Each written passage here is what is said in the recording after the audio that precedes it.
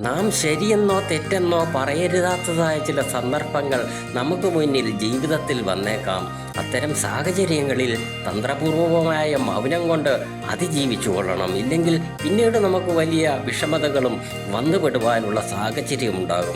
ഇത്തരം സാഹചര്യങ്ങൾ വരുന്നത് നമുക്ക് ഒഴിച്ചുകൂടാനാകാത്തതായ ബന്ധങ്ങളിൽ അസ്വാരസ്യങ്ങൾ ഉണ്ടാകുമ്പോഴാണ്. അവിടെ നാം ഗുണം പറഞ്ഞാലും ദോഷം പറഞ്ഞാലും നാം പ്രതിക്കൂട്ടിലാകപ്പെടുന്ന സാഹചര്യങ്ങളാണവ.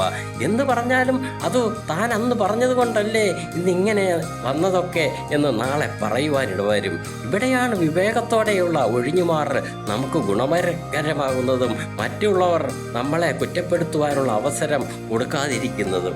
അത്തരം വേടാകുടങ്ങളിൽ തലയിട്ട് നമ്മുടെ മനസ്സമാധാനം നഷ്ടപ്പെടുത്താതിരിക്കുന്നതാണ് ബുദ്ധി. ഇത്തരം കാര്യങ്ങളിൽ നാം ഉപകാരം ചെയ്യാൻ പോയാൽ തീർച്ചയായും അത് ഉപദ്രവമായി തന്നെ മാറുന്നതാണ്.